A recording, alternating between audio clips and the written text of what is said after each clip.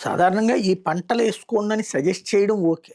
కానీ, మేము చెప్పిన పంట వెయ్యకపోతే తీవ్ర పరిణామాలు ఎదురుతాయని హెచ్చరిస్తే రైతులు తిరగబడతారు.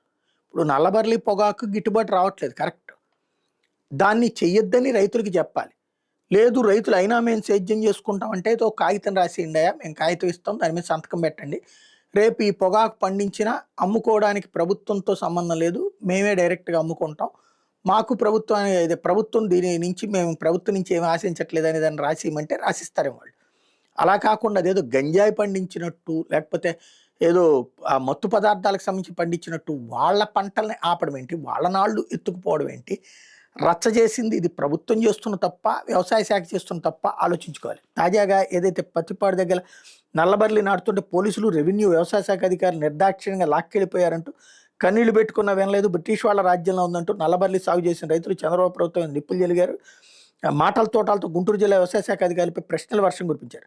గుంటూరు జిల్లా పెదనందిపాడు మండలం వరగాయన్లోని ప్రభుత్వం నల్లబర్లి పొగాకు సాగు నిషేధించిన కొందరు రైతులు సాగు చేశారన్న సమాచారంతో జిల్లా వ్యవసాయ అధికారి ఎం పద్మావతి, గుంటూరు ఏడీఏ ఎన్ శ్రీనివాసరావు, మార్కెట్ మేనేజర్ నరసింహారెడ్డి, తహసీల్దార్ హెనాప్రియ, ఇతర అధికారులు బృందం బుధవారం గ్రామంలో పర్యటించి నల్లబర్లి పొగాకు సాగు చేసిన వరగాని, గోగులముడి గ్రామాల రైతులతో మాట్లాడారు. నల్లబర్లి సాగు మీద నిషేధాజ్ఞలు అయినా ఎందుకు సాగు చేశారని రైతులను ప్రశ్నించారు.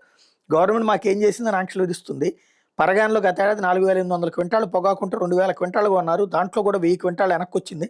చివరి వరకు పొగాకును కొంటామని మంత్రి అచ్చెన్నాయుడు చెప్పిన ప్రభుత్వం కొనలేదని రైతులు గుర్తు చేశారు. దీనికి స్పందించిన మార్కెట్ మేనేజర్ 20,000 టన్నులు కొన్నామని చెప్తే రైతులు అభ్యంతరం వ్యక్తం చేశారు. ఎంత ఉంటే అంత కొనమని ప్రభుత్వం చెప్పింది, కానీ కొన్నది ఎంత 20,000 టన్నులే కదా, దీనికి అంత కొన్నాం అని చెప్తే సరిపోతుందా అని నిలదీశారు. ప్రస్తుతం మేము సాగు చేసిన 50 ఎకరాలకు మా తిప్పలు మేము పడతాం, ప్రభుత్వాన్ని మేమేం అడగమని రైతులు తెగేసి చెప్పడంతో ఇదే విషయాన్ని కలెక్టర్ చెబుతామని అధికారులు చెప్పారు. మరోవైపు అది పీక్కి వెళ్ళడం అన్నది ఇక్కడ ఇంపార్టెంట్ అయింది.